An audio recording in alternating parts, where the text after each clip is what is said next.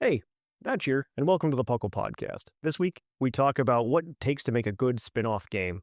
Pokopia was such a blast to play, and it's done really well. It's scored really well in reviews. What does it take to make a good spin-off game that way? We have a lot of thoughts about what makes good game design, what that Pokopia specifically did. So definitely tune in and check that out at the topic. Of course, timestamps are always down below. Finally, on our Twitch streams and our YouTube streams this week over at, like I said, YouTube and Twitch, you can go ahead and check us out at 7:30 p.m. I've been using the first 30 to 60 minutes of the streams now to really have an open discussion with the fans about what the topic was. If you have thoughts, maybe you don't want to send an email in. Maybe you just want to talk, get my thoughts on your ideas, or maybe have a little bit of a debate. I would love to have you guys over there. It's a really fun time. It's really energetic. And I really like getting to talk to you guys more about what we did today. So yeah, buckle up or puckle up for this episode of the Puckle Podcast and have a good time.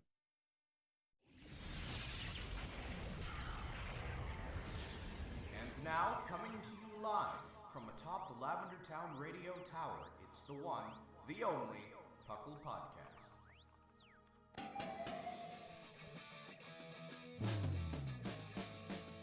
It's Puckle! Puckle!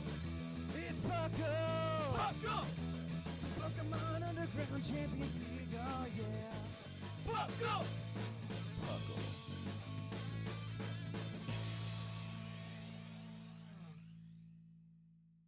Welcome to another episode of the Puckle Podcast. I am your host, Trainer Thatch, here today, joined by my wonderful co-host. We've got a stuffy Lynian. Hello. Stuffy not as in like the personality, but in like nasal congestion. I mean, Oh. not that, but we do mean the nasal congestion. And then we've got Sharkfinnigan, who's also joining us as well. Hello. And welcome to the Puckle Podcast. Puckle, of course, stands for the Pokemon Underground Champions League, because who didn't know that? Obviously. We talk everything Pokemon, from the trading card game to the video game to everything in between. We are also the longest running Pokemon podcast. We've been making episodes since 2007, which is weird to say, in the year of our Lord 2026. And yeah, we're here. We're gonna talk Pokemans today. We're gonna talk. I think this is like an everything in between episode. Actually, this is a. I think so. This is a good everything in between show today. But yeah, we're here. We're excited to talk more Pokopia kind of, but what makes it a better game. But before we do that, we're just gonna do like our little intro, like we usually do. We like to chit chat, make sure everybody's doing okay. Warm us up a little bit. Be a part of that warm up with us. So have you guys been up to anything fun lately? I don't want to hijack the segment. I don't think I actually have too many crazy things to talk about, other than how much I've been playing Pokopia and playing Fire Red Leaf. How many hours have you put into Pokopia? Not That's something I can check on my phone. I don't know. Yeah, on the Nintendo Switch app, okay, you can I will pull it up on add- a phone. And I need it to get understood. I'm also splitting a single Nintendo Switch with my husband. Yes. Switch 2 with my husband. So that does not represent the amount of time that we have used it, We'll just double and round we'll double and round around. played more. Yeah, I mean, I don't think I've played that much. I'm not like, I don't know. For this one specifically, I made it a point of taking my time and just playing it because it's meant to be a cozy game, and I didn't need to beat it real quick or anything. And I'm still in the process of like catching or collecting. I don't know how you do it in what you would call it in this game, but Creating habitats. creating habitats and like, getting the Pokemon, All of them, yeah. playing the. You roll credits? Yeah, I've rolled credits. Yeah, Okay. but that was I think we've all rolled credits at this stage. yeah. Which probably already sets a baseline for how many hours we put in. On I that. have at 5. Oh, I don't know if I'm. oh geez, that's still quite a that's a lot for splitting half time. That's pretty good. Yep. I have currently 80 hours. I don't even know how many. Yeah. It's definitely not that many. Two funny things that have happened in like looking at like when I was like trying to do the math, because I was just curious how much people have played, and most of our Discord is somewhere at least 30 hours at this stage. That's probably roughly where I half am. the game. At least 30. There's a couple in there like me in the 50 to and Lynian in the 50 to 100 range. But like I was looking at my like, okay, how much time I've spent at work, how much time have I spent sleeping? And I looked at my sleep stats and I've lost about roughly 30 minutes of sleep since the game came out. Yeah, that is probably And I worse. don't even think it's directly the game fault, but like at the same time, one of the last things I do before bed is playing this game. So Yeah, I can see that. yep. I'm literally right now just like building a little like one of the habitats in the wastelands area, because for some reason that's the area that's become my lowest environmental rating. So I'm like, I gotta catch up. I gotta get level 10 now. On that well, I've got Pallet Town at 9, and then everything else is like 6. Yeah. So Yeah. Pallets at 10, this wasted is 6, and I think the rest are like 8 to 9. I'm not. I was like anywhere slowly close. like leveling them up, and then I just kept getting new Pokemon, all the evolutions. I've almost got all of them now, so it's like they just kept boosting that range a little bit more. And to Pallet, I didn't get to Pallet till I rolled credits, so it was like, oh, I have materials for this. you did what the game says. Like, oh, you can wait to come here, and I was like, I want to go check it out at least a little bit. I didn't do much in it. It's like my hubbub for all my fossils right now. I built like 2 really nice things, and then it's just like a complete mess everywhere else. Of just like fossils are stacked here. There's an empty field where I've got my Voltorb Electrode pirate cannons firing out into the ocean, and just where I've just thrown whatever random habitats I've needed to get done. So, but this game is just too much fun. Yeah. The fat game that I'm working on dropped since the last time I was on the show, right? SMO at least, which is the first 2 games. Pokemon Investiture. That's been really fun. We're starting to ramp up on the next patch, which is not going to be for a while because it's like 4 badges or something. But it's been a lot of fun to have people play test it and have fun with it. A lot of fake mon and things, watching people like run into ones they enjoy. Seth Vilo's brother was the first person to catch a shiny Pokemon in the game. Yeah, that joke's out. Him. That's awesome. So it was within like the first day it went live, and it never happened during our play tests. So maybe we'll put a little portrait in the dev room. As long as the name is just Seth Bilo's brother on the portrait, though. Or even better, some dying poet. Seth Bilo's brother, first shiny capture.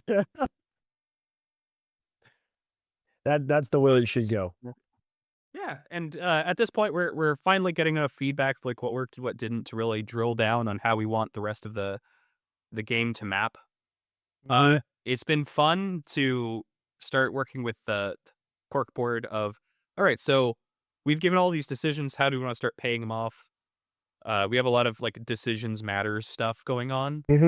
So finding different ways to pay that out even further on than just like the immediate results has been a lot of fun. Yeah. I can imagine. Yeah, it's essentially like RPG stuff, right? Like just more RPG-esque than Pokemon typically is, but yeah, so it is very much it's not like a difficulty hack or anything. It might be a little harder than a base Pokemon game, but you can opt into it being a little easier because it's made as a crossover. Not even like a crossover, just inspired by some of the books written by Brandon Sanderson, which are not mandatory to play it at all. It does not rely on those worlds. It needs you to have read those books, like Sun and Moon needs you to have been just one. Yeah. But it's given us a lot of very fertile ground for emotional like plot beats and things, and we're having a lot of fun with it. I can imagine. No, I always doing like, and when I was younger, I used to do like some fanfic writing. It never went on the internet, but I always find that kind of stuff Wise. fun. They're very wise. That was like one of the wisest decisions about things I put on the internet ever. Um, it's just no fanfic writing. And no, I mean, instead I just put hundreds of hours of my voice on the internet in a world with AI that scrapes. Well, it wasn't there when you started. It's fine. It wasn't there when I started. That is true. That is true. There's just I just imagine there's a Thatch voice somewhere asking somebody about their extended warranty on their car, on their phone right now. But We've just said the words extended warranty. They're gonna get that. oh, it's even worse now. It's even worse. Yeah, you just I made it worse. the word they don't have to splice it together. We're gonna have to bleep it out for the podcast, so they can't steal it. But yeah, I worry about that. But I really enjoyed just like the world building and that type of thing. Actually, one of my favorite. I used to read a lot of fanfic too, but it wasn't in. I don't know. I don't stray too far from the canon when it comes to fanfics. It's more building in the existing Pokemon world type stuff. And there was one that I really, really liked that was kind of a retelling of Pokemon Red and Blue. It didn't get very far because, like most fanfics, like they're either out. Into the void. Yeah. Yeah. But they made something like, I don't know, maybe like 20 chapters / issues. I don't know what you would even call them. And it detailed the story of the new player going from Pallet Town. I think they made it all the way to Cerulean City. And it was in this world where the Pokemon world was like much more intense. The Pokemon were like actually dangerous, and it made sense to have to train them so you could maybe not have to have the giant moths or butterflies fly into your town and drop poison powder or stun spore all over the place. Mm-hmm. And the gym leaders were set up in such a way to help train up the next generation to be able to kind of hold back the Pokemon rather than just like catch them and have like a feel good time. And it was really interesting. It also introduced, even before Pokemon Origins did, the idea that the gym leaders go, okay, you have this many badges, I'm going to choose these Pokemon, which I thought was incredibly interesting. And still to this day, I think they should implement that. We talked about that a little bit last Oh, week. But I definitely think topic for talking about Weewa. yeah, I definitely think level scaling. They've got they've got stuff set. They're close. They're like right there on the cusp of getting real level scaling. So On a Definitely week one. where that's a topic, I'll throw back against that. But anyway, I think there's ways you can do it, but not in just the like, oh man, you're moving on. Now the Pokemon are this level or whatever. Oh yeah, no, it's gonna be. It would need to be more than that.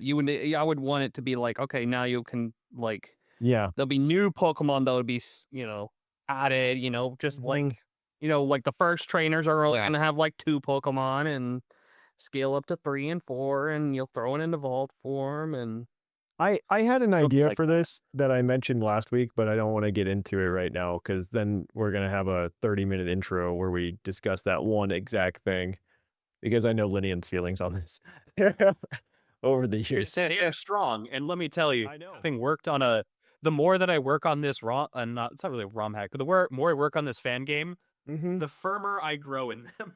No, I completely understand your position. I had like a different middle groundish take that I think is a little different, but I was on the cusp of being like, oh, I could see it. And then I started getting feedback from people, and I was like, oh, yeah, people don't actually know what's fun. Okay, I don't no. listen. No. You're absolutely correct, though. It's like every time I hear about over the past, I mean, we've done this show now, or I should say I've done this show for 19 years, but granted, you guys have been around for very long as well at this point. But Probably 6, yeah. there were, over the past 19 years, the number of times I've heard people just say they want a Pokemon MMO, and me trying to go, I don't think you understand what that means, and it's probably not what you want. I want someone to say that to Josh Strife Hayes so I can watch his head explode. I don't think people want a Pokemon MMO. I think people like the idea of people playing Pokemon together, and the Union Circle type deal we had in Scarlet and Violet is pretty close. Yep. but Mhm. I don't think people understand what it actually means to be an open world or a MMO for Pokemon. I think it is horribly done, in horribly conceived in a lot of people's minds. But yeah, I'll leave it this. Fantasy is a lot closer to an MMO, and even it takes a lot of tweaks to make Mhm. teamwork, and that's Yeah. the better MMOs. It's a bad Final Fantasy game, but a great MMO. We just need to find a third person, Lynian, where we just talk about everything. We've done this episode before, actually. We've done a topic like this years ago where we talked about, I'm not sure if you were on it or not. I But probably was. I think I pitched it. it was just things were mad about people wanting or something like that. It was ridiculous. It feels like something I would have suggested, I'll be honest. I probably suggested it at some point too, because just being here for so long, I've heard so many things that people want, and I disagree with them wanting it. But yeah, okay, Yeah. I'll leave it there. This has been an intro. We've got some news to talk about. We got a whole other show to talk about of other things, and we get to speculate and talk about other things that Pokemon has made and what was good and what was bad. So we're gonna go ahead and we're gonna go and talk about the news. There's some news to talk about, so let's kick it on over there.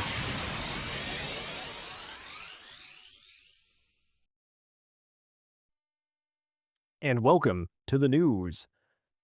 We messed up the original recording. Something happened in the software and really threw off all of our stuff. So you're just stuck with Thatch for the news segment today. So we're going to see if Thatch can carry the show on his own.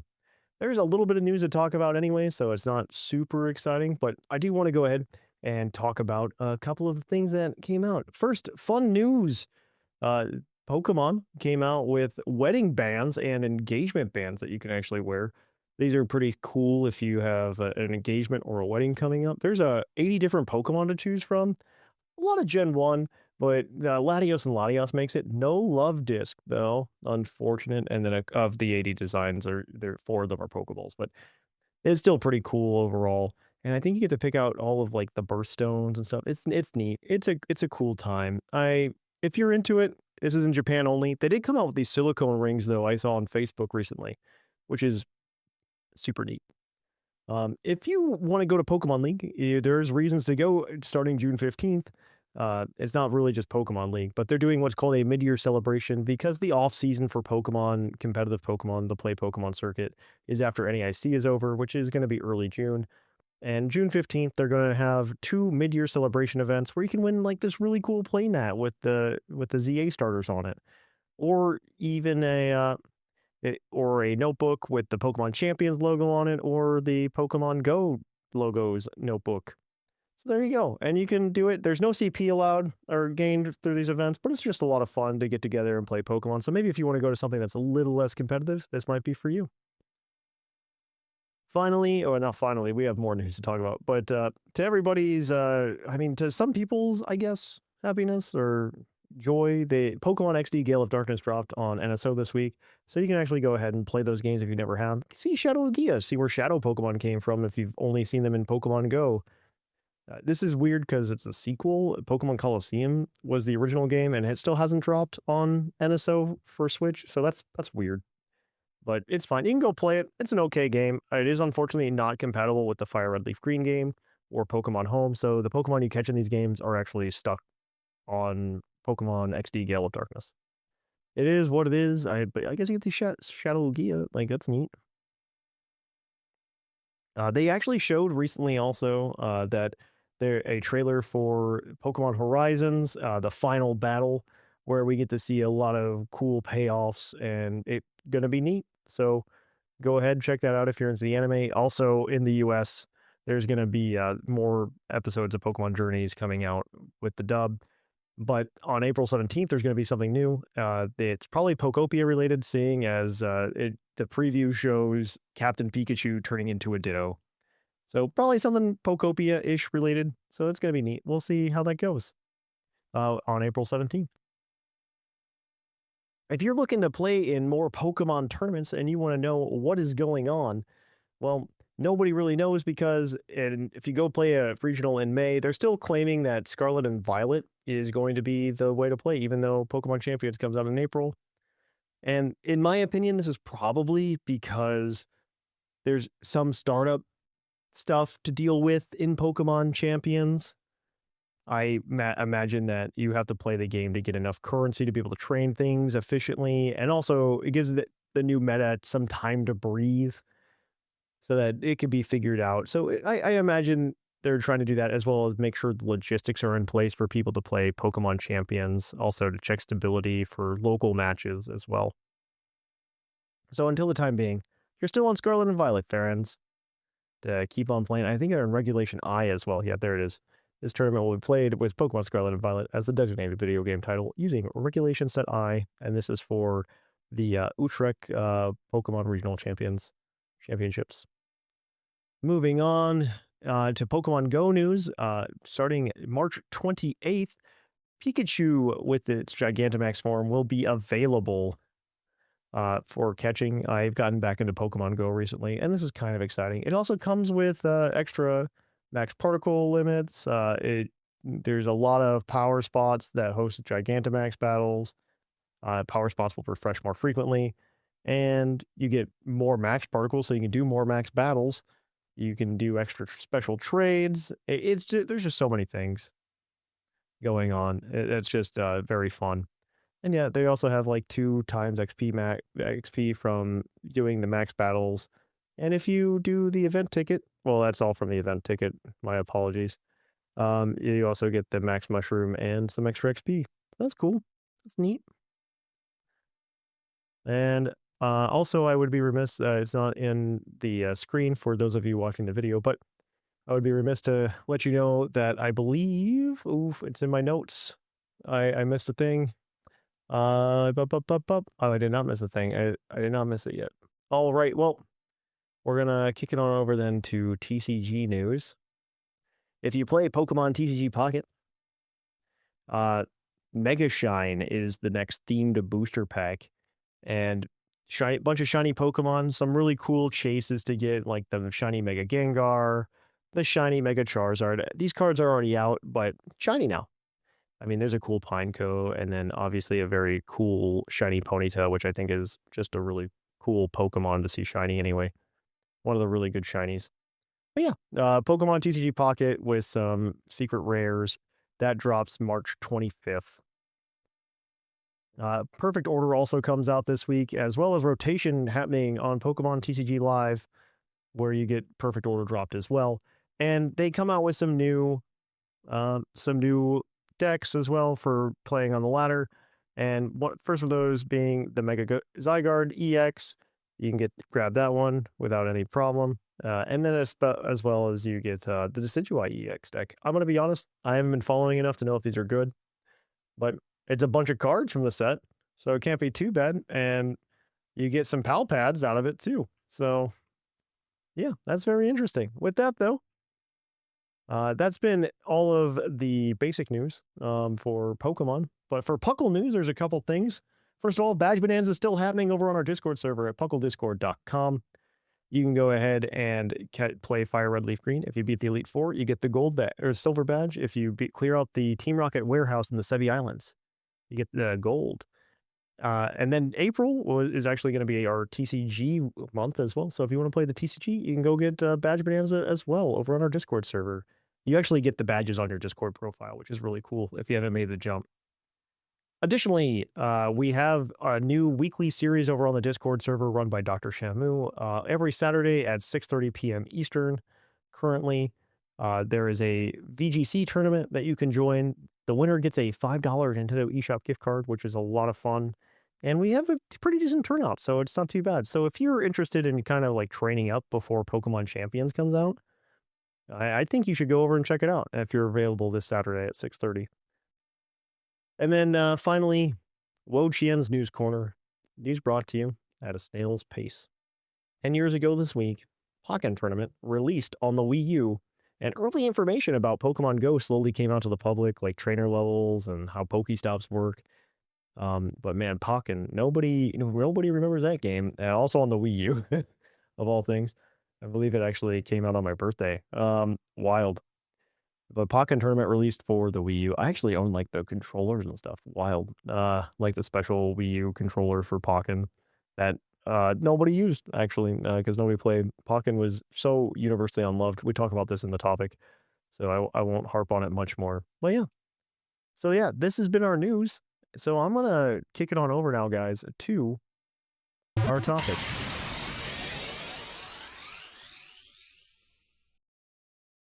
Welcome to the topic. Our topic today is what makes a good Pokemon spin-off game. With Pokopia coming out, we wanted to just kind of examine this one so we could talk more Pokopia, but also kind of think about what could be next. Like, I think Pokopia is great. I think it's a lot of fun. Obviously, the internet does as well, because Pokopia has, gone crazy viral on the interwebs, and it's got a very high score, which is pretty good, like 89 on Metascore right now, or Metacritic right now, and which is pretty high.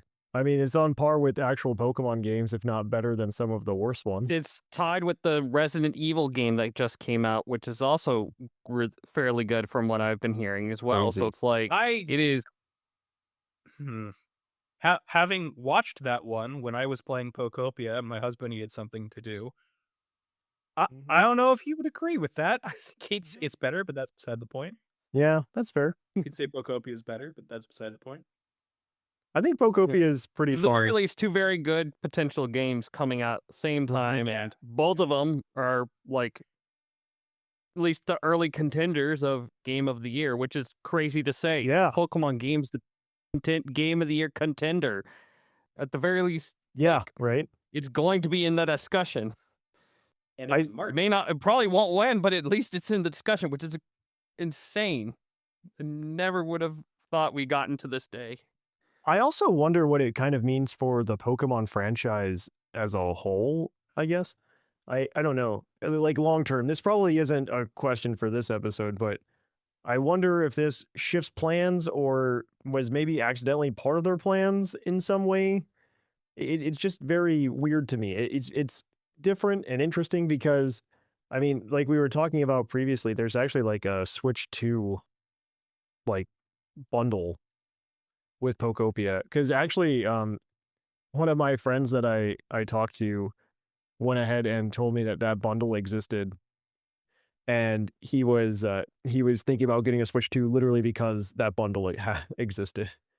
Yeah. There's the console and the thing you want to play. Yeah, here's a console. Mm-hmm. And then he was like, well, it's only really a $20 saving, so I don't know. That's completely fair. Yeah, but still, like the fact is that it could have been. It's like it's crazy. Yeah. And the game 2.2 million in 4 days, selling out of retail stores. Yeah, it's nuts. It's insane to hear that out of a Pokemon game. I do think it's weird to sell out at a retail store though, because it is just the key card. So I mean, I guess you get the box, which I guess some collectors don't really care one way or the other. They're happy with their box with the download code on the box or something like that. But and it might just be people who like are casual, not really following it, and they're just like, oh, I want to play the new Animal Crossing like game, They're getting in through that avenue, which a decent number of people I know are. So yeah, that's fair. Mine is not a big Pokemon fan, but yeah, she'll play now and then. And she knew she knew about the game card, but didn't care because she just wanted the case. That was the important thing. And power to her, but it wasn't available anywhere else, so she still played out the download code in the end. Yeah, it is interesting that it's the I mean, it's essentially a download code, but I guess it's a physical cartridge you can put in. And I mean, this was what everybody was really upset about a year or so ago when the Switch 2 was announced, and they said this might be a thing for some games. And I think Nintendo I wonder if this was a Nintendo decision or if it was a Game Freak decision. Part of me wonders if Nintendo was like, hey, let's go ahead and test out the game card on a game we think might work and see how mad people get. Or a game that we suspect will do at least pretty well enough where there will be a demand for the game regardless of quality. Yeah, exactly. I think they wanted to see how much blowback they might get by making it a game key card. I'm not entirely sure, though. I think that is probably one of the more controversial things, was the whole game key card thing to begin with. But obviously, Pokopia sold without it, without a physical actual cartridge. So good for them, I guess. I don't know. It's very weird. I don't understand why they just didn't do a digital release or something else. I guess it's a Pokemon game, so they wanted to have a box and They wanted the it in cartridge. stores. Yeah, exactly. And that is traditionally how you buy video games if you remember the 2000s and 2010s. It's So- how parents buy video games. Yeah, exactly. Like, that is Yeah, critical. Yeah. Yeah, honestly, that is the thing, because like it's so much easier to do that instead of just like, oh, go do this, like do this or give me a gift card. I mean, most Mhm. people just want to give physical gifts anyway. So Yeah, exactly. yeah, This is how they could do digital only distributions in terms of cost and software overhead, but still make sure they're not losing the money for grandma. Yeah, exactly. Yeah. And that makes sense. So I think, honestly, I do wonder if this was long term a Nintendo choice to kind of test the waters. But I don't know. Okay. So we're going to talk about what makes a good spin-off game. Obviously, we did that whole episode like 2 weeks ago. Shark, you were on it, actually. Where I we- was, and we where we- spent too much time gushing over how good of a game it actually was. Yeah. But now we get to talk about how like now we have numbers just saying, hey, it's Yeah, yeah. actually going to be the highest selling Pokemon spinoff of all time, because Pokemon Stadium is the Mhm. highest selling at 5 million, But that's and Pokemon Pokopia Stadium. sold half of that in what, like 4 days. Yeah. So That makes sense to me, though. Hey, Oh, video game, still, yeah. the video game landscape is also different than it was when Pokemon Stadium came out. I feel we have to remember to some extent. oh, 100%. The environments are so different for Mhm. sure. I definitely nothing on that. But the fact Mhm. is that time has gone on, and there have been games that have been like spin-offs that have been like fairly decently good games. You know, you have Loved by the community. Coliseum, you have XD, you have Mhm. mystery, all the mystery dungeons, all of this I do think as Rangers. Pokemon fans, very frequently we overestimate the demand for things like Pokemon XD and Pokemon Coliseum. Yeah. I think we overestimate that a I lot. don't disagree there. Because if I look at like international units shipped for this, Mhm. they're not They're not great. failures, but they are not slam knockout successes. Yeah, they're not I'm crazy. hoping that the takeaway from Pokopia is that the setting has a lot of space to use the basically the brand recognition to explore new mechanics. Yes. I think they also did it in such a way that some spin-off games, and I think this is probably how I'm going to figure out my way of making a good Pokemon spin-off game by saying what didn't work, right?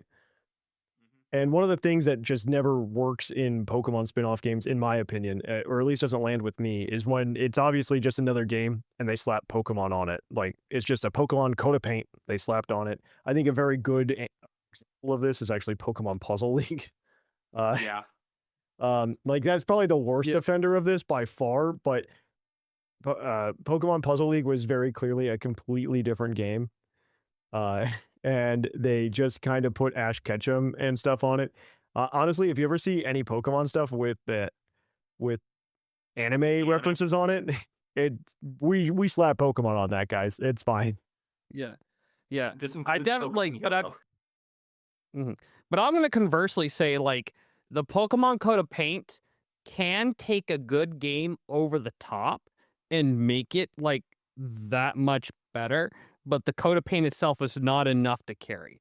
The example I look at Pokopia and I look at the game as it is, and if I picked any other like super highly rated like media franchise and I could slap that coat of paint on it, I could theoretically see like that the game would still be fairly successful. Maybe not as successful, but like it'd be equal, if not greater. Like if you slapped Disney or you slapped, Star Wars or like. The problem is, I don't think those I think what Pokopia does best, and this is what hopefully needs going forward, is that it did not. It is basically what this is a reveal of Dragon Quest as a Lotus. Yes. That is the game that this is actually mechanically most similar to. But And that game had decent reviews. It's like it was luckily a good game to start with. But what they did with it was they started from base principles, right? What does this game do? Yes. What makes it work? And then went, what does Pokemon change? So it Yes. does not play very similarly. It's similar in like your overall goals and the ways that it cares about you progressing. And that's about it. Things like, hey, you need to build specific habitats to lure these Pokemon out to do. It very much becomes about the Pokemon in a way that I don't think you could drag and drop any other franchise because I don't think they care. I don't think anyone has a large enough monster cast that they do sound like, oh, now this is a metal slime, and then this is a liquid slime. A lot of other monster catchers, I think you're kind of hitting on that, is a lot of other monster catchers just kind of take one model and recolor it a lot. Digimon does this. Monster or Dragon Quest has historically done this. Pokemon, I think, has just got that. It's got the unique characters that aren't just reskins that you can kind of dump this into. And I think I agree with your point too, that they kind of said, hey, what can Pokemon do with these mechanics, right? And they built its own game around that. So I think that's probably what's in the interest, is rather than putting the coat of paint on top, is incorporating it and just, I don't know, letting it get its roots into the game, right? And build something really awesome as a result. So I think that's kind of close to what it did. Instead of building a game and being like, what if Pokemon was the mascot on the cover art? Yeah. I Yeah. were you gonna say, Shark? Oh no, I was agreeing. I was agreeing. Okay. Yeah, I mean, I really dislike when they do that, but I think they did a very good job with Pokopia specifically. I think a less good example, which I still think is somewhat fun and a very good example of how Pokemon can kind of influence how a game runs, is Pokemon Snap to some extent, because Pokemon Snap was entirely unique. Like they brought in people who were not game designers. Yeah, no, Pokemon Snap, Yeah. well, it was originally its own rail shooter. It was just a rail shooter game, and then they kind of integrated Pokemon into it and made it something new and unique. So I think that is done very well. And I mean, obviously, new Pokemon Snap just took that idea and ran with it even further and gave us updated visuals. Honestly, some of the coolest visuals in Pokemon come from new Pokemon Snap. And I think they did a fantastic job with this, where they kind of have a base game idea, and then they go, man, what does Pokemon do with this if we have it? And they went as far as making their own character that they even dropped into the anime to try to sell you the game even more. And Yeah. and then they went ahead and built a game that was really fun and really successful. I like, one of my dream goals, and I should probably do this sooner rather than later, is to get one of the Blockbuster kiosks. And you print them out. And yeah, I just want one. I just want a Blockbuster kiosk for Pokemon Snap. Actually, I found out recently that it also worked with Pokemon Stadium. Yeah. Which is Oh also yeah, that's super right. They cool. did have like a low key secret mode in there. I forgot that they do. There is a photo mode in that. Yeah, I found out recently that the kiosks work with both Pokemon Snap and Pokemon Stadium. I did not know about the Pokemon Stadium thing.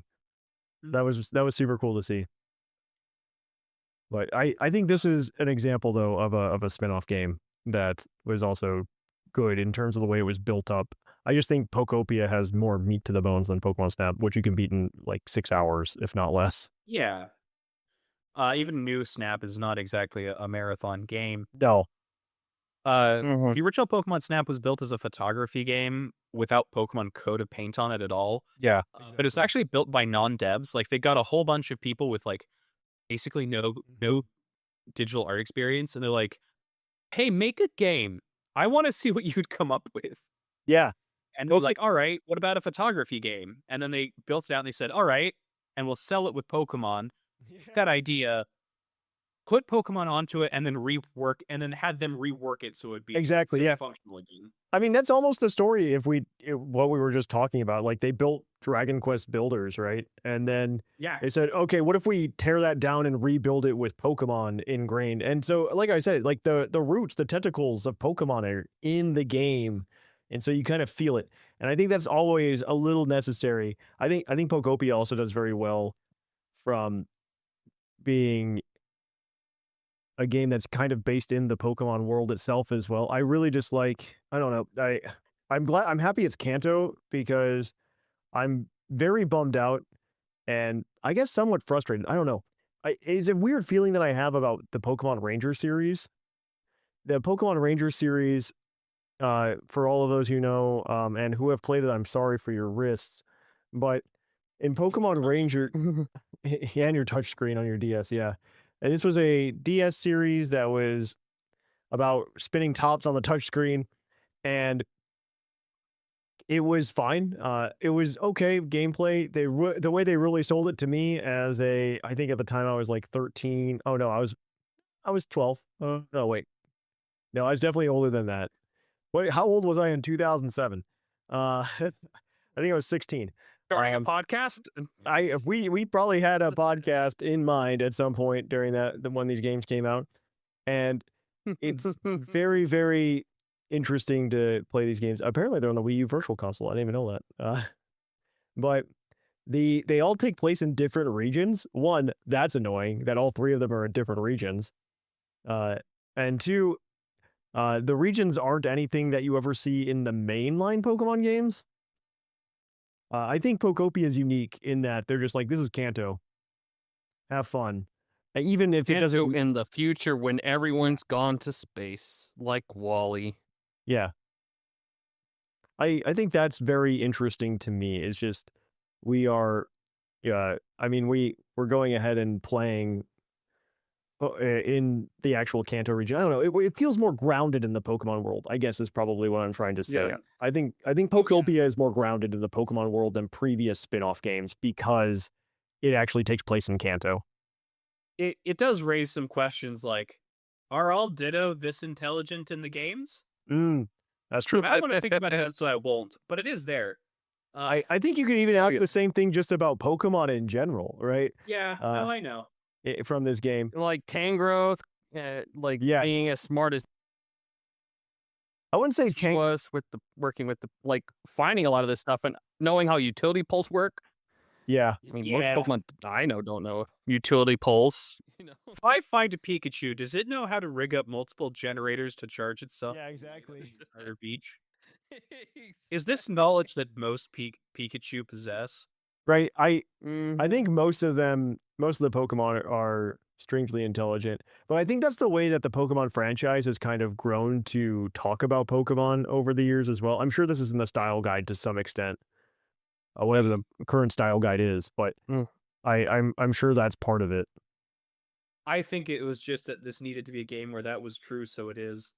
But we'll see. That's definitely for sure. I do think that there is some level, even if you just watch the anime, like the amount of communication that can occur between a person and their Pokemon is pretty intense. Like, it's more than like the 200 words a dog can learn, right? And oh yeah, I think that it renders some level of intelligence. Granted, I think that's also coupled up with the fact that Pokemon themselves seem to just like being in Pokeballs sometimes. So that's okay. It feels a little less bad. Yeah, I don't have a moral objection to it. I just think it's weird. Yeah, absolutely. I did like the decision that they're like, we're doubling down on this being a Pokemon game. There isn't a human in this game. You don't even play as one. It felt like a mystery dungeon game while being set in a standard quote-unquote region. Yeah. I really enjoy just, I don't know, being grounded in an actual Pokemon region is very good, I think, for any Pokemon spin-off game. Honestly, if they were just to tell me, hey, Thatch, you're going to just go play in Johto and do some puzzles, I might just accept that as a better Pokemon game, Pokemon spin-off game. But it's helps a lot with being in the same locations that you know from other media or from other places in canon. I do really like it. In a lot of ways, that was how they sold the why can't I think of the name of those games? The Legends games. Yeah, no, I think that's how Legends Yeah. is successful as well. I've said this on the show for years, and it's more in terms of the characters of Pokemon, but I also think the settings are probably just as important. But I think Pokemon, up until very recently, has done a very poor job of leveraging their characters, human characters, I should say, their human characters and their settings. I think they've done a very poor job of that because I think there's a lot of not nostalgia outside of just remakes going back to those regions, going back to those characters. And Pokemon could probably do a lot. And even before the Legends games came out, I mentioned this on the show several times where I said, if they just gave me a game with a batch of old starters and very few new Pokemon, I would just love it. And then Legends came out, and it was almost exactly what I wanted. So Yeah.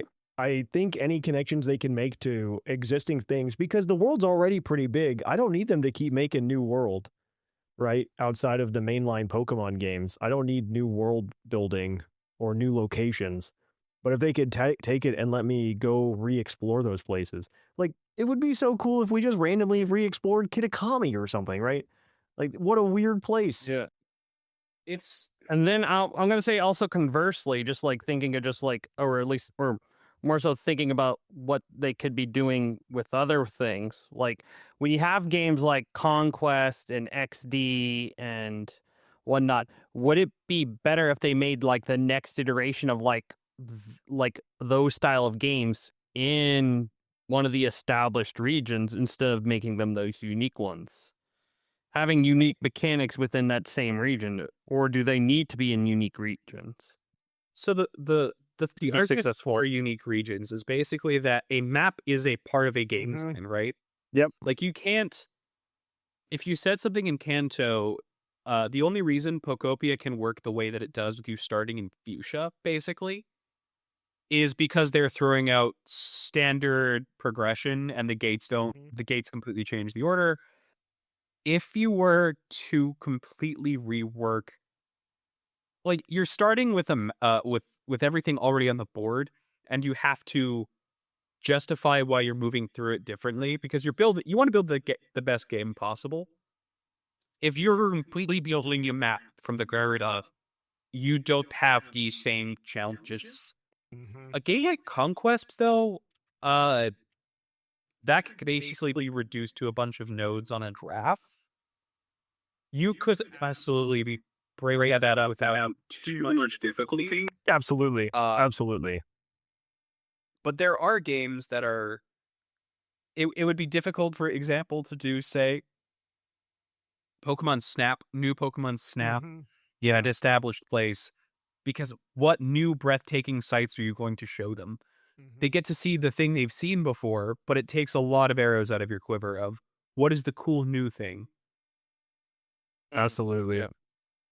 I think that's a very big part of it. I do think Conquest, it would be fine to just go to an existing location. I think honestly, it is before they thought of Hisui, but it would have been really cool to see it as like a Hisui type deal, right? Especially since I believe it came out after Gen 4 anyway. So It was during Gen 5. yeah, it was during Gen 5. So you could have done that very.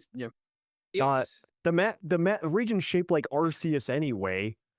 The reason that it's weird is because they go with because it's a crossover with Obunaga's Ambition, right? Mm-hmm. Nobunaga and a bunch of other historical real Japanese warlords are in. I know. I know. And the second you put it on any like landmass, questions are raised. Like if you've been Hisui, it's like, but Nobunaga never landed on Hokkaido. What are you talking about? Yeah, you're absolutely correct. You were absolutely correct in that. Could a Conquest game be? Yes. Could Yes. this one? No, not even a little bit. That one was interesting. I'm really impressed with the way that Pokemon's kind of been going lately though. They have been kind of blazing their own trail in terms of a lot of this stuff lately. I can't think of the last time there was like a huge Pokemon crossover game, actually. where they crossed over with another thing. I mean, other than like the remake of like Mystery Dungeon DX recently, I can't think of anything. That would be the only thing that was like an actual crossover. Everything else they've done has been pretty homegrown, Yeah, but they've been taking bigger forays out into different mechanics, exactly. whether it's Legends games, whether it's the stupid Gotcha and Cafe Remix, which still are like they've always had light puzzle games for remix. But this isn't this is them really pushing in that casual market. Unite and Champions. Yeah, that's true as well. I think I really like the ecosystem they're trying to build. I do remember reading, and this wasn't that long ago, they did an interview with Omori about Pokopia since he was the lead developer on it. And he mentioned that this started as kind of like an idea for a Pokemon Go or a Pokemon Home type hub. And I think that's still super interesting. I think they dropped a lot of the Pokemon Home part entirely, probably. But I do like this new. It seems like it's part of the ecosystem they're trying to build lately with Pokemon, where they're trying to make everything kind of connect lately, and they're being very intentional about the way they're handling it. And I find that very, I don't know, I really like it as a Pokemon fan. Um, in a world, in a post-exit world, I think it makes a lot of sense to do.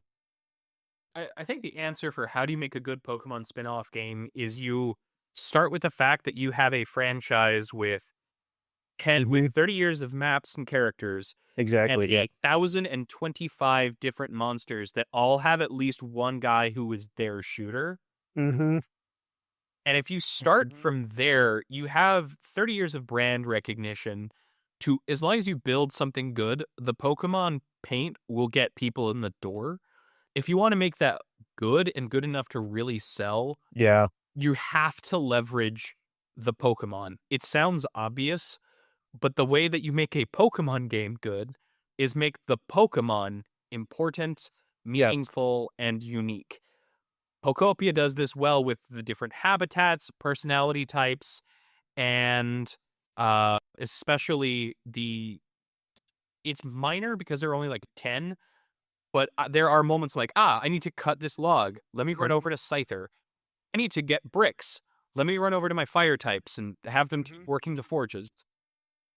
Yeah, exactly. It really is that when you comparing it to Animal Crossing, which was a Game of the Year candidate in the defining game in the genre, their villagers have 8 personality types and can get really repetitive at points when they're all like almost you get saying the same-ish things all the time.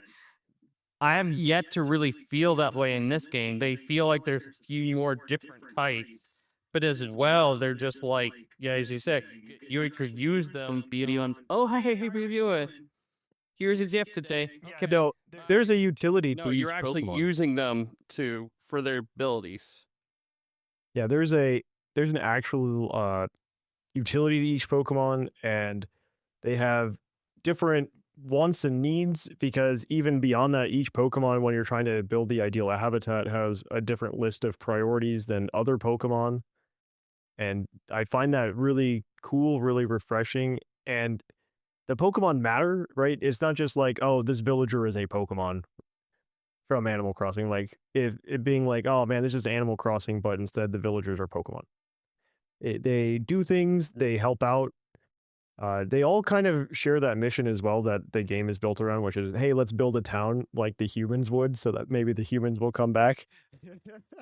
It was so sad playing through the game, especially at the end when the answer is, well, because you tried very hard, maybe they will someday. Yeah.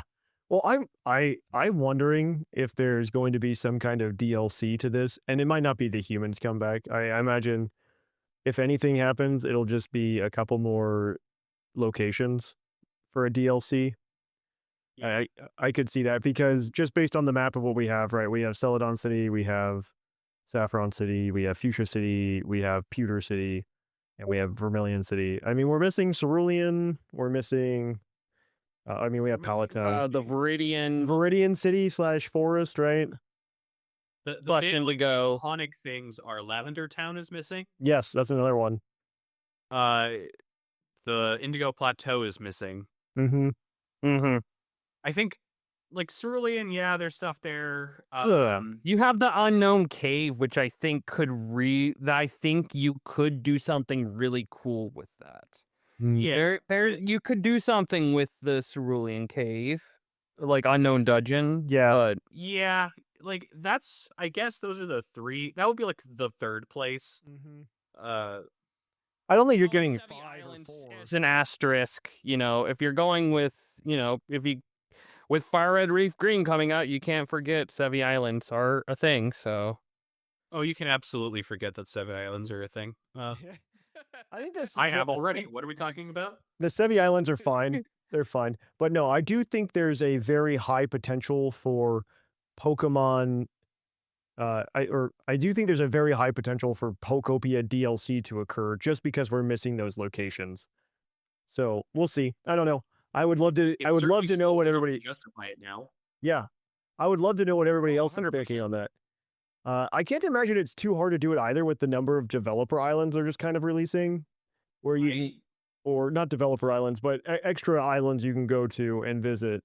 I can't imagine it would be too difficult for them to design like a cerulean city and dump it in the game. I imagine there might be some story beats you have to do, but I think if there is no DLC, I think it's a pretty definitive case study that they did not expect it to succeed to the degree that it has. They thought it would make money or they wouldn't have made it. Yeah.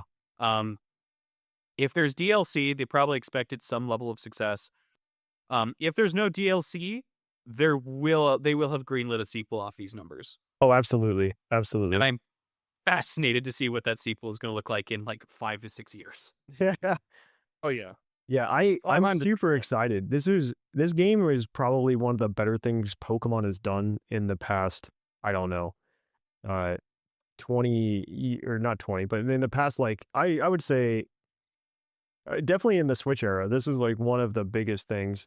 Maybe even since they started going on like their mostly annual cycle, since they've lined up the game release timelines. It's been very, very fun. And especially in terms of spin-offs, we haven't had a good spin-off like this in a very long time. I think New Pokemon Snap for me was probably like one of the better ones. It was, yeah, and that I wouldn't even say that's like I wouldn't even say that's just like, man, I'm super excited about this. I was like, it's just really nice that this exists. New Pokemon Snap is great. That I'm really happy it's here. Pokopia, I'm like, wow, this is a good game. You guys did great. I think also the difference between Pokopia and a lot of the other games as well, when we're talking spin-offs, this one had direct Game Freak involvement, which I don't think a lot of the other ones have a lot of Game Freak involvement. Maybe they have, some guidance in terms of Pokemon and how those I work. was looking over the credits. It was weird. Yeah. Because as far as I can tell, they had some high-level creative direction. But most of the programming... Oh, yeah. And most of the, like... So it'd be like creative... It'd be like creative director Shigeru Omori. Yeah. And then every other name would be Koei Tecmo. Yeah. So that could mean a lot of things. It could mean that he came in and ran their team completely to his vision. It could mean that he gave them a thing so his name would be on top of the list and that they built something for it. I don't know how much they had, but they definitely had more oversight than over, say, Conquest or Ranger. Yes, for sure. If you listen to the interview or go through and read the interview from Omori that he did prior to the release of Pokopia, he mentions that they kind of started it in-house at Game Freak, and then they realized it was kind of getting pretty big and that it would be I think actually it might have been Miyamoto. I forget who told them. Somebody told them, hey, maybe you should talk to the guys at Koei Tecmo about actually making this game. And you guys just maintain creative direction and these guys develop it. And so based on that, I still think that's more than I think any other Pokemon spin-off game has done in the very recent past or future. So I went and found that interview while you're talking. So when they were making Scarlet and Violet, he was looking to, as Omori is one of the directors who tries new things. So he was trying to build some other projects, not necessarily, just kind of to see where they were going. So he prototypes the game, then goes, we do not have the team to build this. So they went to Koei Tecmo Okay. because they went, That's correct. your Omega Force team, which built Wild Hearts and Dragon Quest Builders 2, here's the prototype. Here's some of our senior creative staff because we think there's legs on this. Brainstorm it, and then you build it. Okay. So they were Which, yeah, really involved at the high level to the point where they were producing alphas and prototypes, but they didn't make it. No, I think that that wasn't my intention. I think Pokemon still had a very high level direction, which I still think is correcting you. I was explaining for the audience back at home. But yeah, I just low the bar is for Game Freak involvement. Oh well, it makes a huge difference actually, though, right? It does. It's like it actually does. Makes a huge There's difference. like the right amount of involvement I would think is appropriate in a game, like in a spin-off. When you're giving the keys to someone else, you want them to basically be like, you can make the game, but here's how we can put the coat of paint of Pokemon on there the right way that it actually makes it really good. Well, I don't even know if this is a coat of paint. This is like Pokemon's coat of paint in a light, loose sense, but yeah. Yeah, this is not a coat of paint. This is upholstery. It's a structural part of what it is. Yes. Even if it is on the surface. Oh, 100. This is a game where I don't think you could, like some other games that exist. This is a game that I don't think you could go ahead, take the Pokemon characters out, and then you have the same game. And the Pokemon are integral to it, to the story, to the gameplay itself. If you didn't have Pokemon in Pokopia, it's not Pokopia, it's not a game. And I think that is kind of the difference. If you were to even just go to Pokemon Conquest and you took the Pokemon out, you just have Nobunaga's ambition. Nobunaga's ambition with some elemental affinities. Exactly. So I think that is a big thing about this game specifically. And I think there are very few spin-off games that I think actually have that. Like you could even look at Pokemon Ranger, like we mentioned before. A lot of people praise Pokemon Ranger. I think you could look at Pokemon Ranger and take the Pokemon out of it and just replace it with, honestly, a number of other abilities. And instead of catching Pokemon, you're just trying to stop Kaiju or something, and it works just as well or something. I don't know. I don't think Pokemon Ranger is back on that one. I don't think it works that well. Ranger is another one that's really considered, but I think you could make that. That's a very fair criticism of something like, say, Pokken. Oh, for sure. Pokken's just Pikachu, frankly.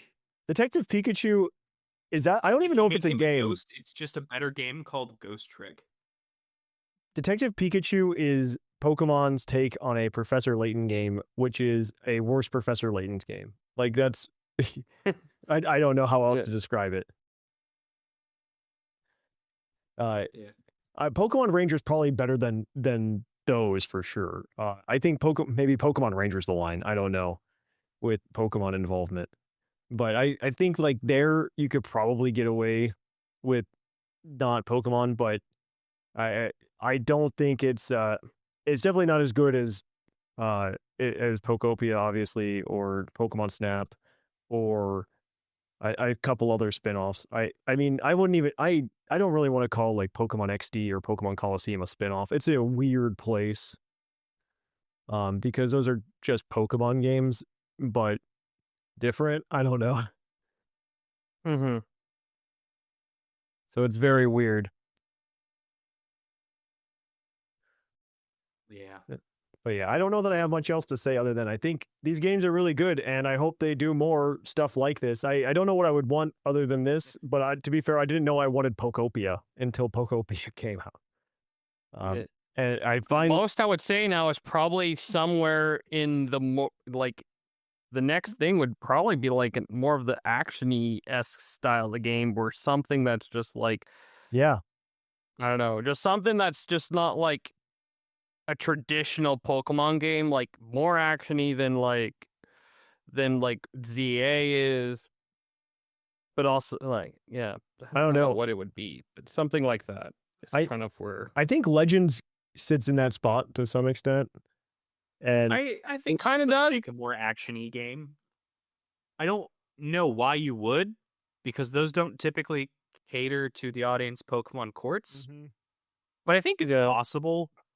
Yeah. The big thing you want to do if you're not making an RPG is just find a reason to use a game that has 1,000 characters. I mean, you're not going to use all of them, but find a compelling hook. I think if you're looking at a broad stroke, I mean, they even did Pokemon does a hero shooter with Unite, basically. I mean, it's a League tower defense, but it almost plays like one of the other big multiplayer eternal game as a service models. Yeah, I think that's probably a good take. Like, I think if you look at, and especially in terms of the sales numbers and participation, I always remember the story and I tell it a lot on the show, but I just remember something like Pokken, or Pokken is the correct pronunciation. I think about Pokken and how it was a game that nobody wanted, and apparently nobody actually cared. Unlike Pokopia, I think Pokopia was a game that kind of came out of nowhere. It was a weird game, and it was surprisingly good. I think Pokken was kind of the opposite, where it was a surprise game, and it turned out nobody wanted it, to the point where they were at NAIC pretty much begging for people to participate in the NAIC bracket so that they could have like a full 64.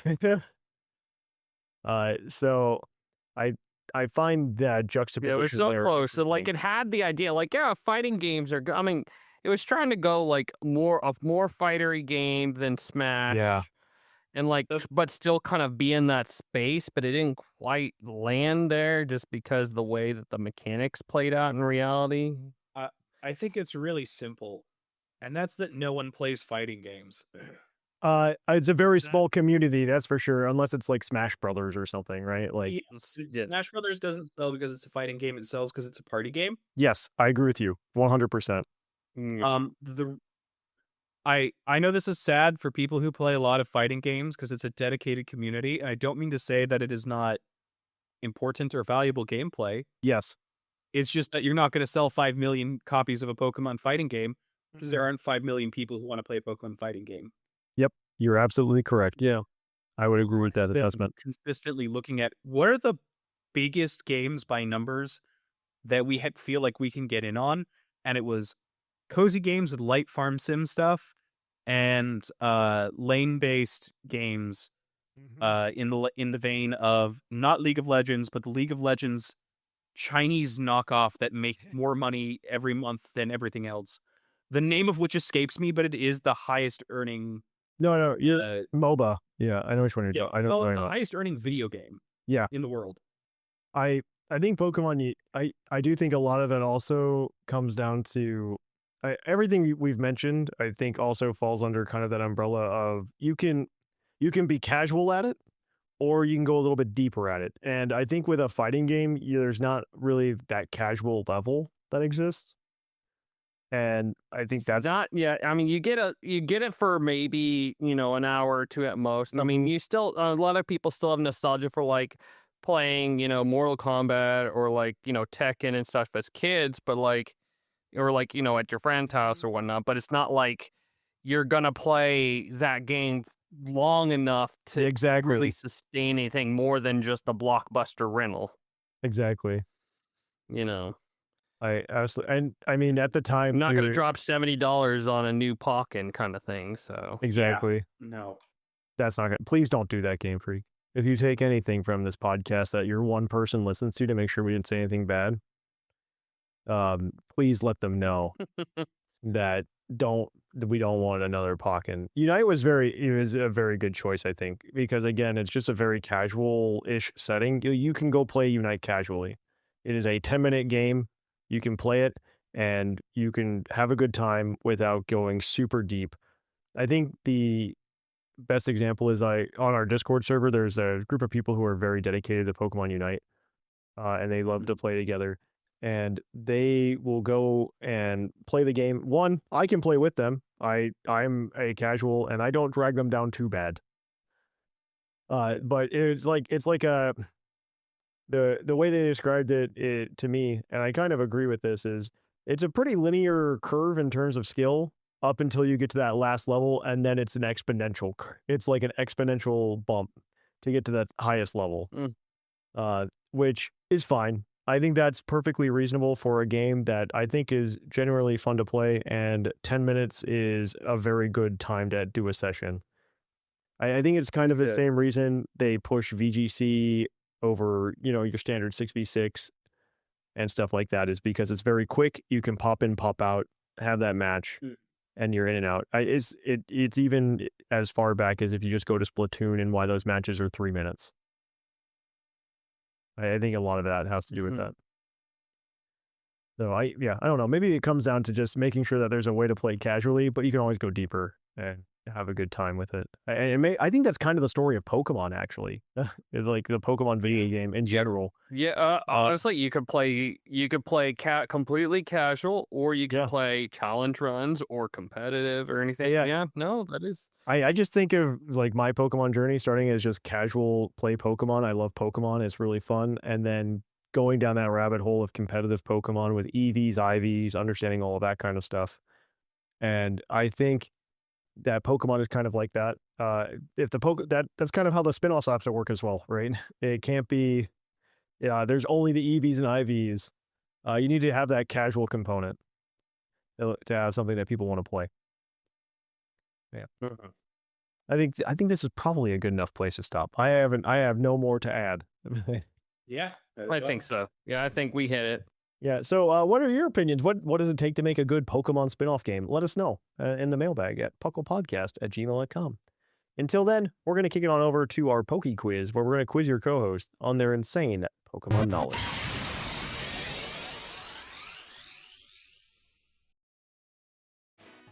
Oh, hi, and welcome to the Poke Quiz, the part of the show where we quiz our co-hosts on their insane Pokemon knowledge. I'm Mark from the Dunsparce Gang, here to explain the rules. Our fabulous co-hosts will work as a team to answer 5 Pokemon-themed trivia questions that fans have submitted on the Discord server.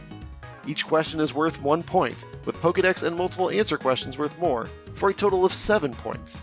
The host can use a free hint at any time. If they get all the answers correct and do not use the hint, they can cash it in for an 8th point. Welcome to Puckle's Poke Quiz, and we thank you for that introduction, Mark. We're going to quiz your co-host here in a second. But Professor Oak would like to remind you, if you have questions that you want to try to stump the co-host with, it's time you can go do it over at the Puckle Discord at pucldiscord.com. Please drop them over there. If you put them anywhere else, I will not find them, because our main man, Liger, is the one who does all of this for us. So with that said, we're going to jump into it. Our first question is a general trivia question, as always. And this one comes from Tamal of Mailbag fame. Which 2 types do not have monotype middle evolutions? I love this question. Which 2 types do not have monotype middle stage evolutions? I think this is a fun one. Squire is mono flying, so that's the obvious one to knock out. Yeah, so what 2 types do not have monotype second stage? Yeah, they have to, but it has to be middle, right? Middle, It can't. excuse me. Middle, excuse me. So it has to be a 3-stage line. Well, you can take out you can take out fire, water, grass, normal, And bug very easily. bug, And electric. What about fairy? No. Florges. Fighting, no. No. Dragon, no. ice, no, because you've got vanilla, the Vanillite line. Psychic, no. You've got plenty of options. You got Kadabra, you got Machoke. Rock is interesting. Rock is very interesting. What's the steel? Because you've got the Tingatinks are duals. Yeah, those are all The everyone edge is dual. I can think of is a 3-stage line. Is a 2-stage line? Is a 2-stage. That's what I'm thinking. It could be rock and steel, or like aggro. Rock. Yeah, because that's dual type. No, Clang. Oh, thank goodness you said Clang. All right, steel's gone back. All right, so we're back to rock. Rock, the other is type one of them. Mostly because I think we've eliminated most of the types. Ghost is not, but because you've got the Dusk Noir. or Duscloth specifically. Yeah. Dark is an option, maybe. Rock and Boldor. You're right. Okay. What's left? Okay. Type chart and the brain. All right, because dark. Dark. Okay. Fairy. Ground. I'm Yeah, not gonna poison. need something here. I think we've named every type that it can't be, but my brain has not stored what that leaves. Right now, I've kind of got dark and ground are the types that are left. Am I crazy? I'm like, okay, what are we missing? What are the other types are we missing here? I'm gonna need an answer here, guys. To double down on ground. Ground and dark, but I'm honest. I am actually struggling to think of dark as well. Now that I'm like really trying to think dark. Right. So Yeah, let's just go I for think it. we've eliminated every other type. I'm gonna be perfectly honest. Gonna be perfect. I think so too. If we forgot a type, then so be it. I'll take it. I'll take the L there. So Dark and ground. Final. Dark and ground. Dark and ground are correct. There are no monotype middle evolutions for ground and dark types. I think we are Now I have- that one by complete process of elimination. You guys somehow left those two for the end as well. You went through every other type before insane those. part that we almost that's crazy. All I right. really think we hit everything else. Yeah. That is 1 for 2 or 1 for 1, my bad. We're on the second question, which is why I said 1 for 2. Which is another general trivia question. This is from P. McGee, so get ready. What ability will not activate if the opposing Pokemon's ability is damp? What ability? We locking that in? Yeah. I mean, that sounds explosion-y. I'm kind of okay with that. Aftermath is correct. It is Aftermath. Okay.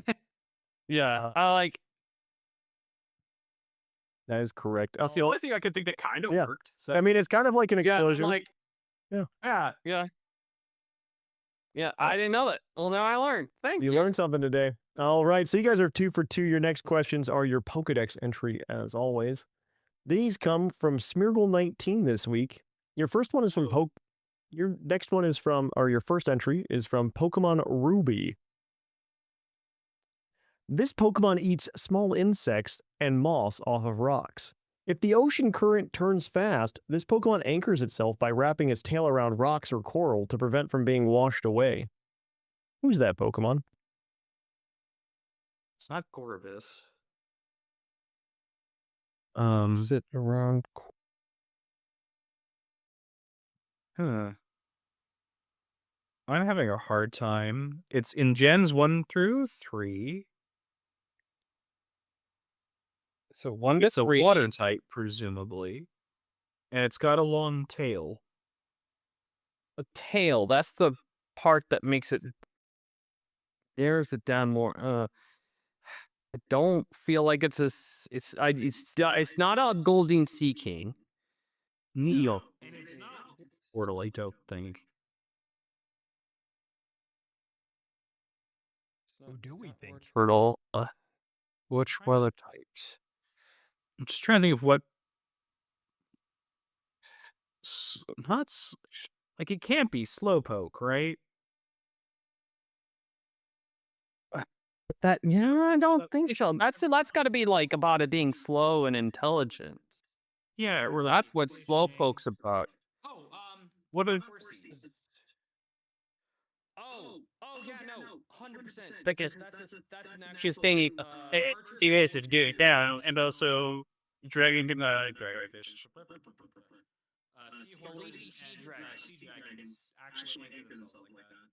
Yep. Let's do more. Okay, Horsey. We're going to move to your second entry.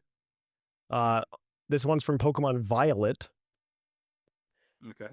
It maintains balance using its tail, which is wound up like a coil. It may spray ink from its mouth. It's still Might have Horsey. Maybe Seadra by As he gets the line, I always down it. Horsey is still fine. Yeah, but I still think Yeah, Horsey. that's why it's That's a still baby- Horsey. That's a baby entry. Yeah. Horsey is correct. It is Horsey. Hooray! You did it. Yeah, you guys are 4 for 3. It's been a long time since somebody's done that. So you guys get 2 points here, and I don't know how we're gonna do it. This is one of the largest sections of answers that I have ever received for a Poké Quiz no. multi-answer question. There are so many answers. I do think you will get them. Or you can very realistically get them, is I guess the way I should say that. Because I don't think they're like too gross or anything. But yeah, the point is there's a lot of them. And I need you guys to bear with me. There are 14 answers here. To this Okay. question. There are 14 there are 14 answers to this question, which is a lot of answers. And what I'm going to do, because I think you can get them all, I think you will get them all more than likely, is I will give you 1 point for the first 7, and I'll give you 2 points for the second 7. Got it. All right. So with that, we're going to jump into the question. Our question is from I Like Melon on the Discord server. As of Pokemon Legends ZA, there are 14 lines in Generation 1 that haven't been touched by cross-generational evolutions, regionals, Oh. megas, convergent species, and Gmax. Which lines from Generation 1 have not been affected in these ways? I would like to point out I did not say Z moves as part of this, but go ahead and have fun. These are all Pokemon that receive new forms in a way. We're going to put forms in very heavy quotes, but there you go. All right, let me get the document down because All right. we're gonna need to write these down. This is definitely very easy because I've looked at this United States, in the past. United States, Canada, Mexico, Panama. You do have to, I will say, you do have to lock them in, and if you get 3 strikes, you are out. If you take too long, I will give you a strike. Blah, blah, blah. Same stuff I say. Let's start with Fearow, Psyduck, Dodrio, and Mew. Lock all 4 of those. Wait, which one? Okay, wait. It was 5. So we say Ditto, Mew, Fearow, Psyduck, and then Dodrio. Okay, that's 5, right? That's 5. Yep. Yeah. Those are all correct. Those are all correct. Yes. Omastar and Kabutops. Yes. Omastar and Kabutops. You know what? That is actually correct and not on my list. Why are those not on my list? 16. Why are those not on my list? How'd they miss? Yeah. Interesting. If you get 14 to get full points, that's fine. Yeah, that's 7. So I'll give you those. Yeah, they haven't received any of those things actually. So Nidoking, Nido Right. Queen. Nidoking and said Nido no. Queen are correct. That's 9. Yep. You got those. Got that. We say Seaking, one of my least favorite Pokemon. What a terrible Pokemon. No, we haven't. But Seaking is definitely Seeking's correct. That's one. number 10. Wheezing. Weezing. No, stop. Don't lock it in. Don't lock it in. Nope. No, I'm wrong. I'm not locking that in. I was gonna say, I'm like, are you serious right now? Are we counting? Like, hold up. Or are we counting babies? Babies would be cross-generational changes. If it's cross-generational changes, right? Like Azurill would count for this. Hold on. Where was All right, now I'm smart. Arbok. I forget something for Hypno. Wait. Okay, you guys talk over each other. for it? What are we doing? Hypno lock in. Hypno is correct. That is 11. That's 11. Yeah. Arbok. That is lock 12. in. That is 12. Curious if we can get the others at this point, but we also don't need to. I need 2 more. Venomoth? Not Venomoth is correct. lock Yeah, in. that is correct. Yeah. Parasect lock-in? Parasect Yep. also works. That gives you 14. The other ones that you guys didn't get are Dugong. Alakazam. No, they. Oh my god. You guys got. If you can get. You guys got the points. You're done. Dugong Trying. and Cloyster were the ones you were missing. Okay. Yeah, that's fair. Would have gotten there. Yeah. I do the 151 type Pokemon thing. I forget Dugong exists all the time. Yeah. So yeah, Arbok, Fearow, Nidoking, Nidoqueen, Parasect, Venonat, Golduck, Dodrio, Dugong, Cloyster, Hypno, Seeking, Ditto, Mew, and then apparently the Omastar and Kabuto lines were forgotten as well. So that's actually 16 answers, which is a ridiculous number of answers. I had to actually fix the sheet too, because they put Tentacruel on there. I was like, you put convergent species in the question. I can't do that. So you guys are 6 for 4. We're gonna go ahead and move on to your base stat question, which is your last question as always. And this is from Stump Chunkman. What Pokemon with the adaptability ability, I hate saying that, has the highest base attack? Adaptability gives your stab moves ×2 instead of ×1.5 for those of you at home. Is it Mega Greninja? What Pokemon with the adaptability ability has the highest base attack? How about? I'm thinking Protein. Yeah, no, that's protein. Not okay. Yeah, you're right. I was like, I had to think about that, but it hits me that Is probably a Mega, specifically Beedrill. Oh, is it? Is B? Yeah, I guess that technically is higher than Lucario. I kept going to Lucario. Yeah, Now Mega Beedrill's like 150. Yeah, I think Lucario's 145. Yeah, because it's only slightly better than its special, which I know is 140 off the top of my head. Yeah. I'm trying to think. I don't think we're gonna beat 150. I don't think we're gonna beat 150. All right, so This may be a very quickly outdated answer, but we don't know. oh yeah, 100%. We're gonna. It might be outdated because there's definitely a good odds that one of the new megas will have adaptability, but we don't know that yet. And I can't think of anything else off the top of my head that has adaptability. The idiom like Porygon, and that's just not have attack. I was waiting for special attack, and then it said attack. And I'm like, well. The physical Porygon Z is not what I'm looking for. It's not 140. I need an answer, guys. Yeah, Mega Mega Beedrill Lock it in. is correct. Mega Beedrill has a base attack of 150. Mega Lucario comes in second with 145, followed by Crawdaunt at 120. And then Male Basculegion makes the list with 112. Yeah. There we go. That gives you guys the perfect score today. So let me. There we go. We did it.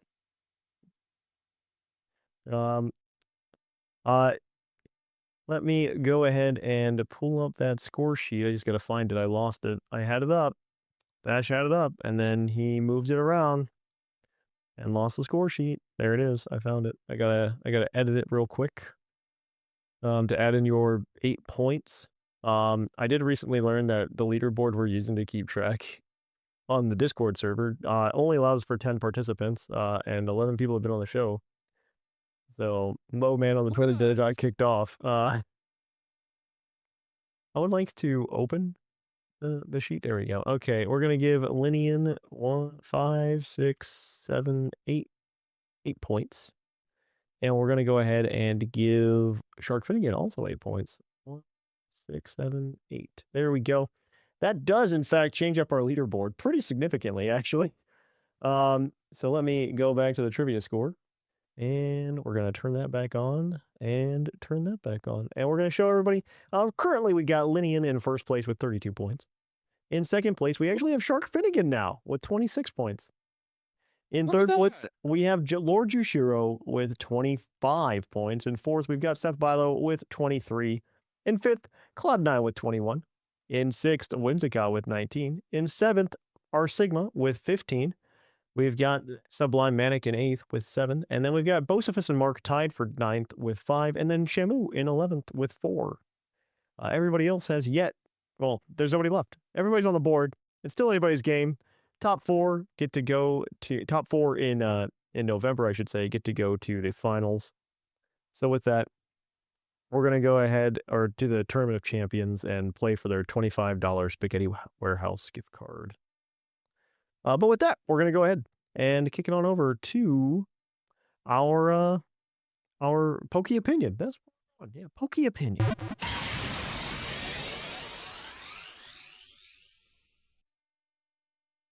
Welcome to Puckle's Poké Opinion, the part of the show where we just talk about something random and fun, I guess. This one comes from Unovian on the Discord. You can actually go to our Discord server and submit them yourself. What's something that you refuse to acknowledge as true despite the official lore saying otherwise? I have one that's really good that I don't like, and I don't want to accept at any point. But they use the example that legendary and mythical Pokemon are completely separate categories of Pokemon. Yeah, no, that's a good one. That's a good one, I think, because It's a really good one because yeah, in my mind, I don't trust Pokemon's actual classifications for things, to be fair, when it comes to that, just because they have changed to fan terminology before, like shiny Pokemon. That was fan terminology that Pokemon has picked up. Evolution actually also was something that the official Pokemon has picked up from the fan community.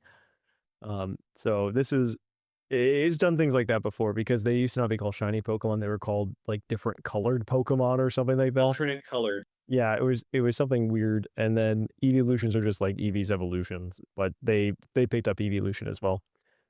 So yeah, also mythical Pokemon I just think is a subcategory of legendary Pokemon because they are legendary Pokemon. They separate them for what I imagine has to be internal reasons, Yes. Yeah. so that they can say, you can use legendary Pokemon, but we don't want to require you to have been at events because then people complain. Exactly. No, I believe that's Yeah. part of it. I do think we're getting closer to the point though where both of them are like quote unquote demythicalized and you can get in games. We're getting close. I think there's like 3 or 4. Sigma and I did the count in this Discord server not too long ago. I think it's I think technically Celebi isn't on Switch yet. It's on Crystal, but it's not on Switch yet, which is kind of a bummer. I think Victini is still Victini got figured out, right? Or am I misremembering? Maybe I'm No, Victini is one because I'm trying to think. Yeah. I don't think you can get it. Yeah, you can't get any other games. Yeah, I'm trying to think. and then Zarude. But now Zarude, I think. Zarude. Yeah, that's a big one Yeah. because that one actually I need for like home stuff because I can't find my other Zarude if it exists. I find that one the most interesting, actually. Demythicalized in some way, but It may be still fresh. There's still time to do it. I mean, they Yeah. just recently did all the Kalos ones, so it's probably oh yeah, and Alola at the same time. They need Yeah. both of those out. So I don't think it'll happen in Gen 9, but it'll happen No. at some point. I can see it happening in Gen 10, where we get to. oh yeah, I think Gen 10. probably the next Legends game. Mm-hmm. Maybe one of them gets to maybe like Celebi gets to be in Weewa, like as the super post game thing. But Maybe. like Theo It'll be and Rowetta DLC. It'll be fine.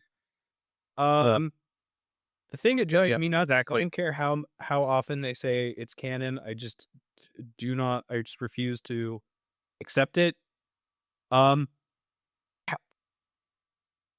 They talk about it's silly and it's a me problem, but every Pokemon is basically just a weird shaped mammal. Mm. Like, no, I don't think my bird Pokemon should be able to like spicy flavors. They shouldn't be able to taste it at all. That's not my problem. I have an almost like the one that I don't like is in Pokemon Legends Arceus. They kind of confirm this, and I still don't like it. I don't accept. I refuse to believe it. But they say that Pokemon just get small to fit in the Pokeballs. Yeah, I fair. oh yeah, don't like those that. things like Mhm. oh yeah.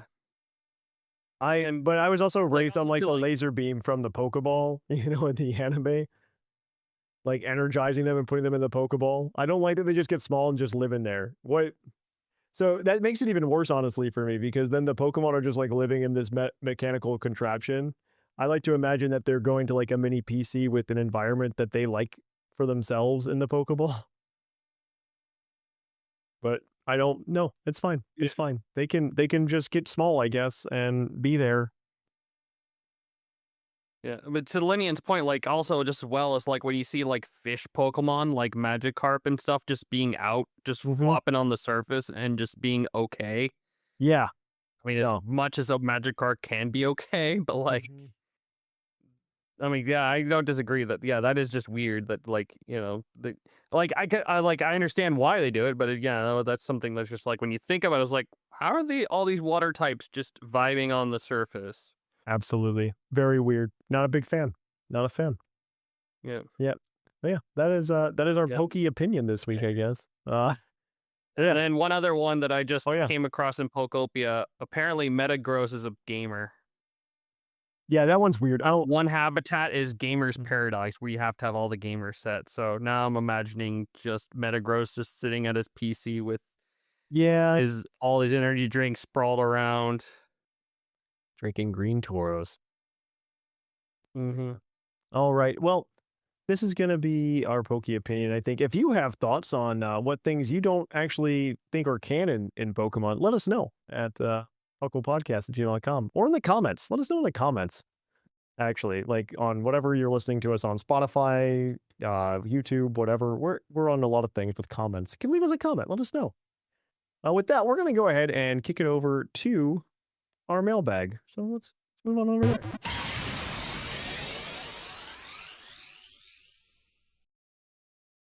Welcome to our mailbag. The mailbag is the part of the show where you can email us at puclpodcast@gmail.com and let us know what you think of the topic or the question or whatever we have that week. Last week, we asked you what you hope for in Pokemon Winds and Waves, and you guys wrote in. We got a lot of emails, so thank you to everybody who did it. And we got 3 of them here just to go through. So we're going to jump into those here in a second. But I would be remiss if I did not remind everybody that this segment is brought to you by the very fictional energy drink Green Tauros, the energy drink that gives you hooves. Hooves. Yeah. And we'll give the Green Tauros badge to anybody that sparks conversation or honestly, we just feel like giving it to. And with that said, we're going to jump into it and we're going to give Lynian this first one from Pokemon and Beer. Hello, yes. Hello, Puzzle Peeps. I'm very excited for Winds and Waves because I'm hopeful that Pokemon will fully embrace this. This is Gen 10, and will make some significant changes and improvements to the Pokemon formula. With that said, there are some things that I'd like to see in these games. Obligatory asks for difficulty setting and voice acting. Next, I want them to really lean into this being a Pokemon world. In the trailer, they showed video of being underwater. I think bringing dive routes back into the game is awesome. If they do this, though, I want only water types or those with a water immunity to be able to go underwater. Bringing out a Charizard when completely submerged breaks the world for me. Okay. That's Sure. I'm trying to think. I'm like, a part of it's like that's why Sky battles were have. Don't bring them back. Yes. You're right, though. But like part of like that's like my first gut was like Sky battles. Like part of me is like I agree for immersion, like it makes sense, but then it is inversely. I just mentioned how It is better to have a walk good around the game surface that has some it's a video game moments than a perfectly immersive game that sucks. Mm-hmm. That is my maybe make a mechanic, a breathing mechanic. I don't know. Yeah. It's like damage over time. I don't know. We'll have to figure that out, but just don't. it's a maybe. That's also true. Suspend belief for just a hot second. I like to imagine they'll just put Charizard in a bubble. Give him a rebreather. It's fine. Yeah. Last, I want them to bring back the Pokopelago from Gen 7. It was so cool to have berry farming, EV training. If this is going to be an island generation, they should lean all the way in. I can't wait to learn more about these games. Warmest regards, Pokemon and Beer. P.S. I learned yesterday that Blastoise is listed as the shellfish Pokemon, and I don't like it. I understand that it's probably an old translation error, but Blastoise is not a mollusk. It is the shellfish Pokemon. Okay, things in lore that you disagree with. Blastoise shellfish Pokemon is one of them. Tell me about it. I'm fascinated. Opinion is keep scrolling more and more. So it is the. What is? I'm trying to find what the Japanese word is, so I can see if I can translate it and see if it's just. Well, I think all of the translation for the most part in this was done by that one guy. I forget his name. Oh my gosh, there was one guy who did like all of the translation from. While true, they also have some weird choices in Gen 1. Yes. They could have just said like the Uni Pokemon, which is a sea urchin, and it would have made no sense. But Yeah. it wouldn't be the weirdest thing they did. I'm curious. Blastoise's classification in Japanese. What is that? That is they use the word Kora, which translates to just the shell Pokemon. It is just the shell Pokemon in Japanese. Okay, so it's Korra, but what I'm seeing it Yeah. is it's not only it is like alluding to water shells, which is how they got shellfish. It's not a mistranslation, it's just a poor one. Yes. All right. Our next email is from Captain Spatch. Hello, Puckle. 'Tis me, Captain Spatch, the creepy ditto clone of Thatch. Maybe? I don't know. I don't have a Switch 2 yet to play Pokopia with the masses yet. Currently, I'm enjoying Fire Red for the first time ever, going through with my boy Squirtle and the forgotten bird Spiro/Firo. Even more forgotten, Doduo, by the way. Anyways, here to give you all my wants and expectations for the Gen 10 games. 1. Building exploration. Anyone else miss being able to go inside buildings regularly? Whether it be a Pokemon Center or Team Rocket's lair? I miss the maze/puzzle aspect of Pokemon games of old and would love for them to bring it back. Whether it be through a mall, a cave, an HQ, I just want to go back inside, man. Unfortunately, I don't think it'll happen given the theming of winds and waves. And oh, by the way, did anyone notice the Pokemon Center in the trailer that just looked like a hut/cabin version of the Pokemon Centers from Scarlet and Violet? It did look like those, but I thought it looked better than the ones from Scarlet and Violet. And more interesting. It looked less like a Pokestop. I did not actually pay attention to that. I have not dug deep into the trailer. I should. Yeah, it looks it is just like a HUD version. He's not wrong in his description, but he I think they look better because at least the other ones just kind of look like Pokestops, and they don't have the big Pokestop like thing on top. So I'm okay with that. 2, an evil team. Pokemon is a children's game that's supposed to be a little ridiculous. Now, I understand and appreciate the plot with Team Star and Scarlet and Violet, but is a 10-year-old going to? Give me the evil corporation back who wants to take over the world by changing the weather again or something else. 3, a real rival. Piggybacking off the evil team. Anyone miss your rival actually being mean to you? I sure do. Not really. No, it's fine. I don't know. I would like my rival to try to be competitive with me, which I guess Nimona kind of did. I think Nimona was pretty good. I sure do. I do like having friends you grow with and battle along the way, but why can't I just be mad and stand up to the bully? Maybe something interesting with Winds and Waves could do is if you have a childhood friend, and when it comes to pick your starter, you and your rival have to choose between the Path of Winds or the Path of Waves. You get locked into the version you pick, and the rival goes the other way, building up resentment and ultimately ruining your friendship with them. Yeah. Okay. Number 4, battle gimmick. No battle gimmick. Not going to happen, but a guy can dream, right? Yeah. You can dream. They're gonna do something. They gotta do something. They're gonna do something. Unfortunately, I agree with this one. Unfortunately, You but can see the logo in the yeah, they put it there and there already. It's there. It's fine. as they do every time. This is a new thing. Been 13 years of the same stuff. Number 5, crafting. With the outdoor and open world elements being teased in Winds and Waves, why not add crafting? Being able to make and customize Pokeballs, crafting materials to build different campsites, the possibilities can be endless. That could be interesting, I guess. I would love Pokeball crafting, please. Just give it to me. Yeah. Laffy was nice. I mean, it's been nice so far in Pokopia. You can give us this type of crafting. Yeah. Like the ZA crafting in it. Or not Lastly, ZA, PLA. Yeah.